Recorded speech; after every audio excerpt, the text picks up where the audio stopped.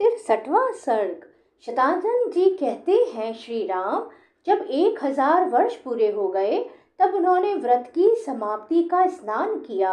स्नान कर लेने पर महामुनि विश्वामित्र के पास संपूर्ण देवता उन्हें तपस्या का फल देने की इच्छा से आए। उस समय महातेजस्वी ब्रह्मा जी ने मधुर वाणी में कहा, मुने तुम्हारा कल्याण हो। अब तुम अपने द्वारा उपार्जित शुभ कर्मों के प्रभाव से ऋषि हो गए।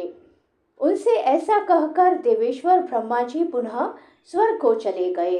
इधर महातेजस्वी विश्वामित्र पुनः बड़ी भारी तपस्या में लग गए। नरश्रेष्ठ, तदंतर बहुत समय व्यतीत होने पर परम सुंदरी अप्सरा मेनका पुष्कर में आई और वहां स्नान की तैयारी करने लगी। महातेजस्वी कुशिक नंदन विश्वामित्र ने वहां उस मेनका को देखा। उसके रूप और लावण्य की कहीं तुलना नहीं थी।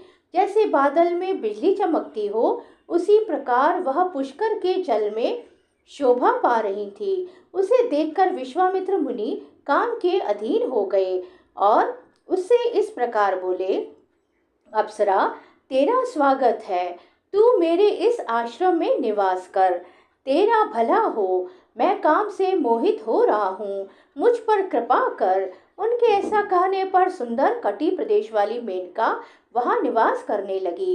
इस प्रकार तपस्या का बहुत बड़ा विघ्न विश्वामित्र जी के पास स्वयं उपस्थित हो गया। रघुनंदन, मेनका को विश्वामित्र जी के उस सौम्य आश्रम पर रहते हुए 10 वर्ष बड़े सुख से बीते। इतना समय बीत जाने पर महामुनि विश्वामित्र लज्जित से हो गए, चिंता और शोक में डूब गए। रघुनंदन, मुनि के मन में रोष पूर्वक यह विचार उत्पन्न हुआ कि यह सब देवताओं की करतूत है। उन्होंने हमारी तपस्या का अपहरण करने के लिए यह महान प्रयास किया है। मैं काम जनित मोह से ऐसा आक्रांत हो गया कि मेरे 10 वर्ष एक दिन रात के समान बीत गए।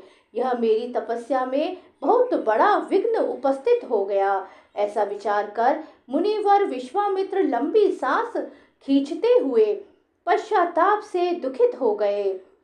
उस समय मेनका अप्सरा भयभीत हो थर थर कांपती हुई हाथ जोड़कर उनके सामने खड़ी हो गई। उसकी ओर देखकर कुशिक नंदन विश्वामित्र ने मधुर वचनों द्वारा उसे विदा कर दिया और स्वयं वे उत्तर पर्वत हिमवान पर चले गए।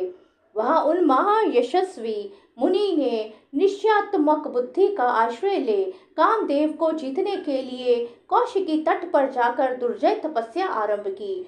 श्री राम, वहां उत्तर पर्वत पर 1000 वर्षों तक घोर तपस्या में लगे हुए विश्वामित्र से देवताओं को बड़ा भय हुआ। सब देवता और ऋषि परस्पर मिलकर सलाह करने लगे, ये कुशिक नंदन विश्वामित्र महर्षि की पदवी प्राप्त करें, यही इनके लिए उत्तम बात होगी। देवताओं की बात सुनकर सर्वलोक पितामह ब्रह्मा जी तपोधन विश्वामित्र के पास जा मधुर वाणी में बोले, महर्षि तुम्हारा स्वागत है। वत्स कौशिक, मैं तुम्हारी उग्र तपस्या से बहुत संतुष्ट हूँ और तुम्हें महत्ता एवं ऋषियों में श्रेष्ठता प्रदान करता हूँ। ब्रह्मा जी का यह वचन सुनकर तपोधन विश्वामित्र हाथ जोड़ प्रणाम करके उनसे बोले, भगवान, यदि अपने द्वारा उपार्जित शुभ कर्मों के फल से मुझे आप ब्रह्म ऋषि का अनुपम पद प्रदान कर सके तो मैं अपने को जितेंद्रिय समझूंगा। तब ब्रह्मा जी ने उनसे कहा, मुनि श्रेष्ठ, अभी तुम जितेंद्र नहीं हुए हो, इसके लिए प्रयत्न करो। ऐसा कहकर वे स्वर्ग लोक को चले गए।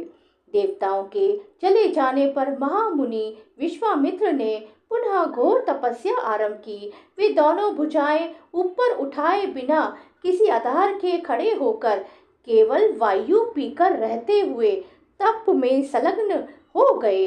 गर्मी के दिनों में पंचाग्नि का सेवन करते, वर्षा काल में खुले आकाश के नीचे रहते और जाड़े के समय रात दिन पानी में खड़े रहते थे। इस प्रकार उन तपोधन ने 1000 वर्षों तक घोर तपस्या की। महामुनि विश्वामित्र के इस प्रकार तपस्या करते समय देवताओं और इंद्र के मन में बड़ा भारी संताप हुआ। समस्त मरुद्गणों सहित इंद्र ने उस समय रंभा अप्सरा से ऐसी बात कही जो अपने लिए हितकर और विश्वामित्र के लिए अहितकर थी। इस प्रकार श्री वाल्मीकि निर्मित आश्रामण आदि काव्य के बाल कांड में 63वां सर्ग पूर्ण हुआ।